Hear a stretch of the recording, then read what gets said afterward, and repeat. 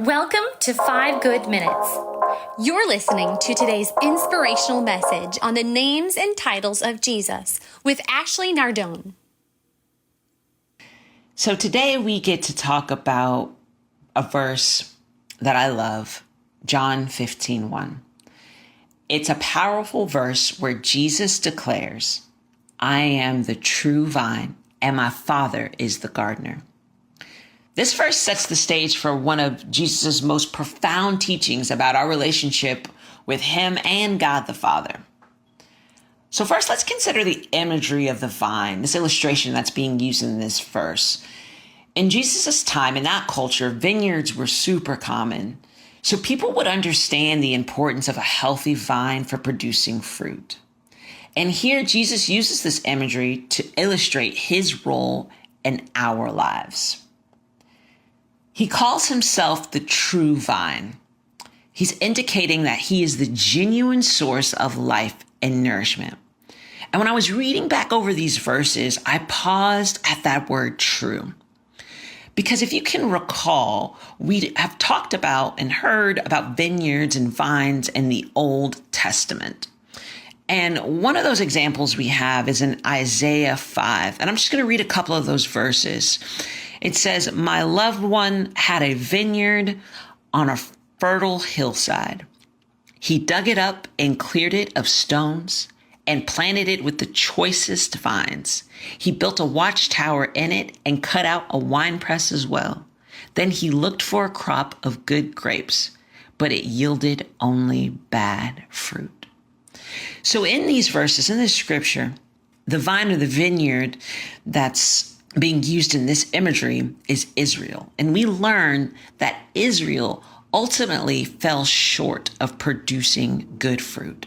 But in contrast here in the New Testament, in these verses in John, we hear Jesus call himself the true vine because he does not fall short. Now let's take a second and talk about the gardener or God the Father. The gardener is responsible for the care and cultivation of the vine or the crop. And when I think about gardening or a gardener, it actually reminds me of how terrible of a gardener I am.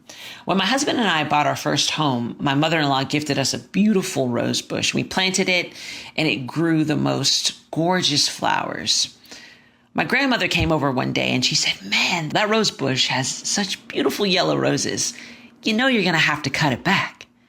I looked at her a bit appalled. I said, "Why would I do that? Why would I cut back this beautiful bush that we have?"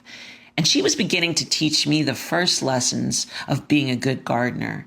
And one of those lessons is learning about pruning.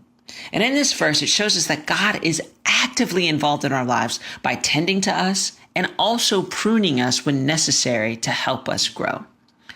Now, pruning might sound painful. And I know when I've gone through seasons of pruning, it is, but it's also essential for growth.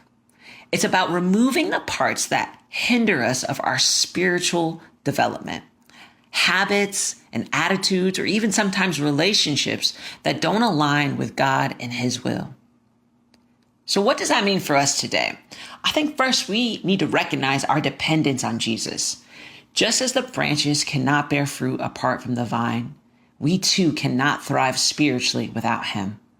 And this calls for a deep, abiding connection through prayer, scripture, and community. I think it's also encouraging.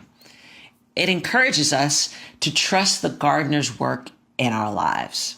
So when we face challenges or we feel pruned, we can find comfort in knowing that God is preparing us for greater fruitfulness. In our busy lives, it's easy to lose sight of this truth, right? I know for myself, I might chase after worldly achievements or try to sustain things through my own efforts. But in John 15:1, we can be reminded that true fulfillment and purpose come from staying connected to Christ. So I want to wrap this up by leaving you with a little personal reflection. Are we actively seeking to draw nourishment from Jesus? And are we allowing the gardener or God the Father to prune and shape us daily? Thanks for for joining us here today. There's a lot of great content to explore on Orchard Hill Plus and on the Orchard Hill main feed from the weekend. Have a great day.